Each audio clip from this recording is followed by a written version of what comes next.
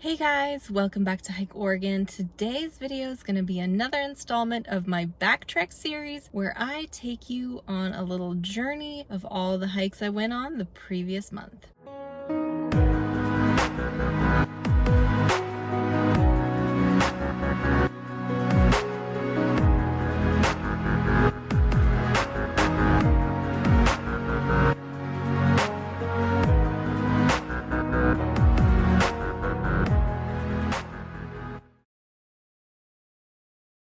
If you are new here, welcome to the Hike Oregon family. I make hiking and backpacking vlogs as well as gear reviews and just general tips and tricks videos to help you become a more confident hiker and backpacker. If you enjoy content like that, click that red subscribe button and the notification bell so that you are notified every time I make a new video. And if you want more content from me, you can always support me on Patreon, where for as little as just $1, you get extra content each month. Okay, let's get into the video. The Alpine Trail is actually a 15.5-mile point-to-point trail that is widely loved by mountain bikers. We hiked a 9-mile round-trip section from Sourgrass Mountain to Elk Camp Shelter. This hike was absolutely stunning with vast meadows, wildflowers, gorgeous forest, and a perfect lunch spot at the three-sided shelter. We only saw a handful of mountain bikers right at the beginning of the day and no other hikers.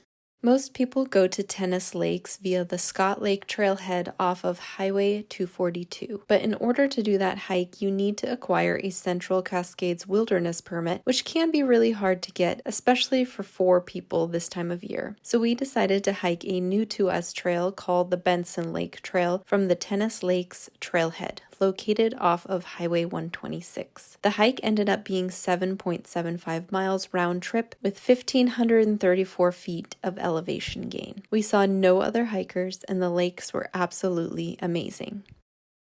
When I have to solo hike, I tend to go somewhere along the Pacific Crest Trail. On this particular adventure, I wanted to hike 10 miles since the longest hike I had previously done since my back surgery was 9 miles. This was the perfect hike to get some miles in because the PCT is gentle, the lakes were stunning to walk by, and the upper viewpoint was the perfect lunch spot with a breeze to keep me cool. I highly recommend Rosary Lakes and this section of the PCT to everyone. With the wildfire smoke in many parts of the state, it has become difficult to find places to hike. I usually do not like heading towards the Coast Range or the coast during the summertime because I'm there pretty much all winter and early spring, and I really just want to be in the mountains all summer. But this was the only place to hike without smoke, so we headed up Mary's Peak North Ridge Trail, which is 9.2 miles round trip and gains 2,340 feet of elevation. It was strenuous, but just what I needed to train for my upcoming book research hikes at Mount Hood.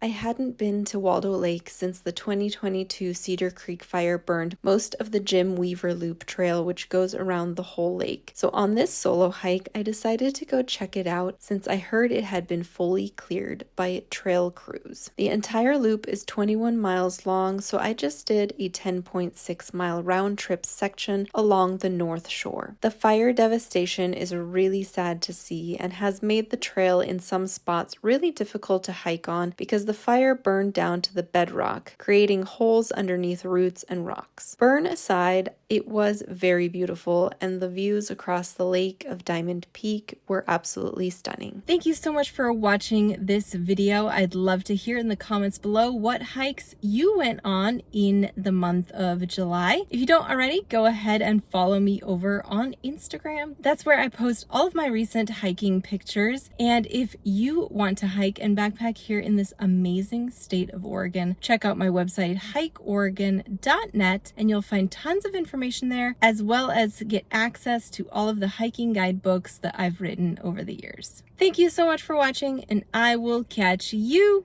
on the next adventure.